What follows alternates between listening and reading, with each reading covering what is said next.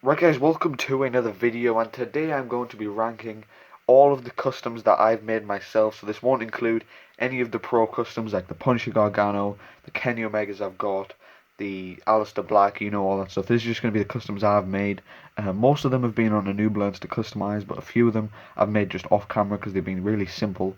But yeah, you may be wondering, hey Balfigs, why is there a bin and a trophy in the ring?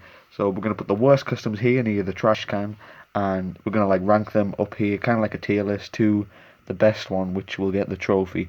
So yeah, that's what we're gonna do. Be sure to leave a like on the video and subscribe before it starts. And yeah, the BFW draft is coming this weekend, and you guys can also rank the customs at the end of the video once you've seen them all down below in the comments, and I'll check those out. So yeah, I've got them all ranked here, and I'm just gonna go through them one by one from worst to best.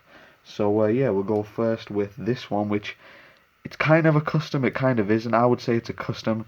It's this custom John Moxley that we went through yesterday, because a custom to me is, some people say you have to add paint or whatever, but I just say, if you've like made a figure, you've took parts and made someone a brand new character out of it. For example, this was a ringside Matt Hardy, and I've made a John Moxley out of it. I would say this is a custom John Moxley, not a updated Matt Hardy, which was, if this was a Matt Hardy still, that would be a fix-up.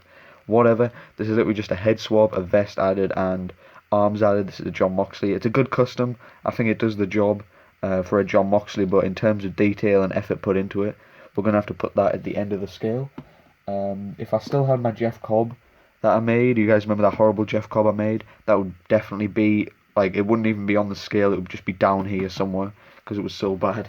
But yeah, up next is a very similar situation to the John Moxley, but I think this one I did a leg swap on. It's this Drew Gulak I made. I don't think I did a video on this, but it's very simple. It's literally just a Bo Dallas. It's my old Roderick Strong.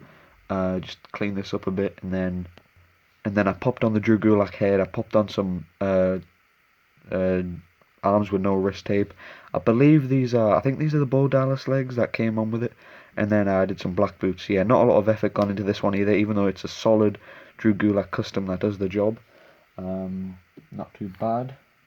So yeah, he can go next on the scale. Who should we go with next? I think I'll go with this one. And this was on the first episode of a New Blends to Customize back in like December, I believe. But yeah, it was this Kurt Angle that was on the first episode, and I really like it. Honestly, it does the job. I think I prefer it to the Elite Kurt Angles that were made. I don't know. It is kind of small. A lot of people didn't like it, but I just think it works. Even if he is not this thin, I like how easy it is to pose. Even though if the back is a bit of a mess, but that is why he is this low down on the scale. And yeah, I think the head scan is decent off the Elite 59. And again, just not a lot of effort went into this one. I did have to acetone off a lot of tattoos and designs. I may need to do a repaint on the front, like, singlet bit. But yeah, he is third. Up next, we have a fairly recent custom that I made on a New Blends to Customize a few episodes ago. And it is this Angel Garza. And I really like how this turned out, honestly, and I am going to use it. It's just, you go back and watch that video if you want to know what parts I used. But yeah, it is very simple. I just had to acetone the beard and then do an arm swap and acetone all these designs off. For a Garza that wears trousers, I think it works, even if he does rip them off now and then. I can do some funny spots with it, I think, I think he is this ripped. I think Mattel need to use this torso more. I feel like everyone thinks that only Pac can have this torso or something, but I think a lot of people, if you look at Garza, a lot of wrestlers are like this ripped, I'd say. I don't know, maybe Finn Balor could use this torso as well. I think he could. But yeah, Garza is next on the scale. I hope we get an Elite Garza, like an official one soon. Hopefully there's enough room in this scale for everyone. I might have to move people about a bit.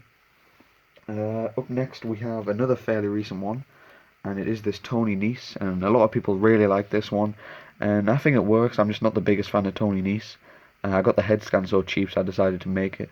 But it's a nice addition to the roster, I suppose. I do need to switch out these arms because he definitely skipped forearm day.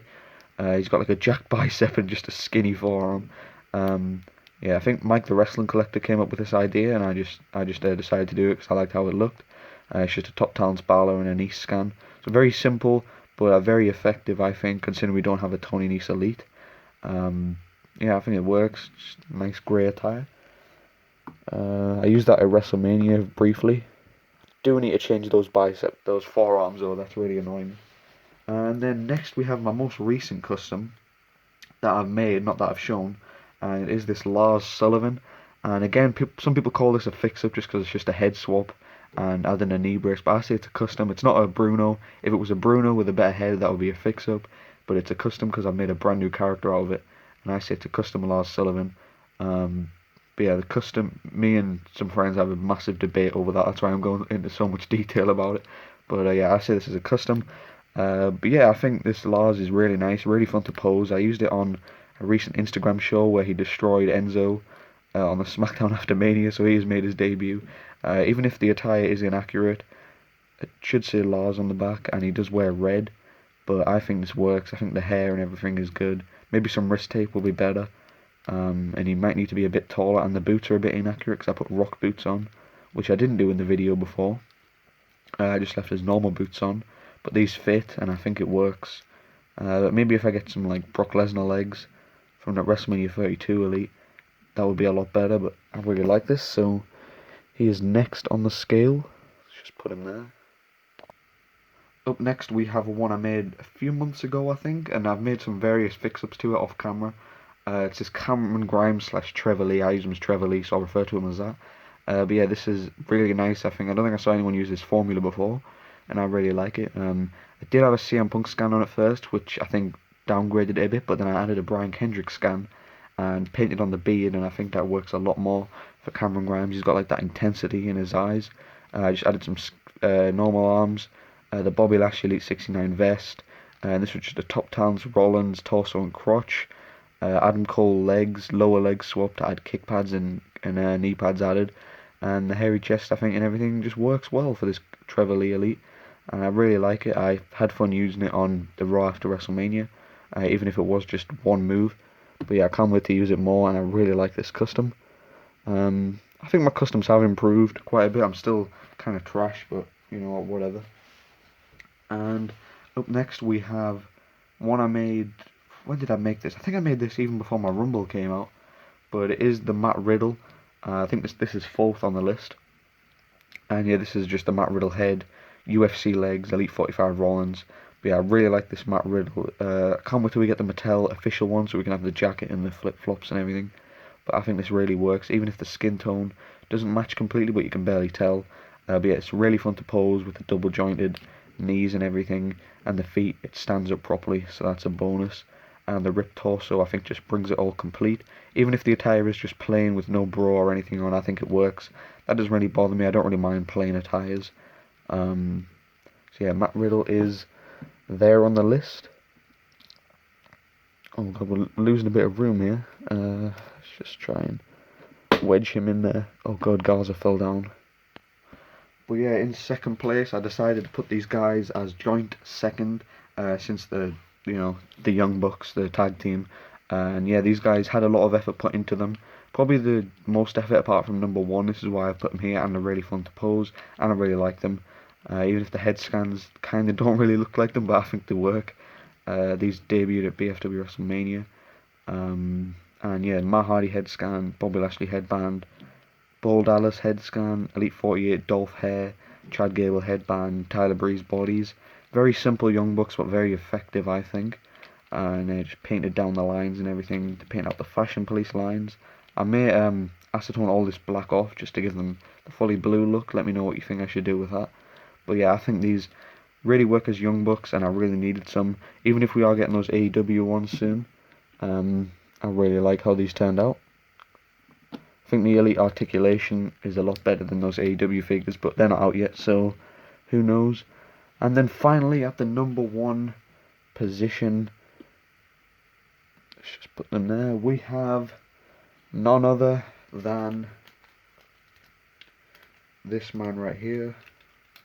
We have Darby Allin, and I think this is my best custom, even if it is kind of a bit like scruffy and everything, and the paint chips.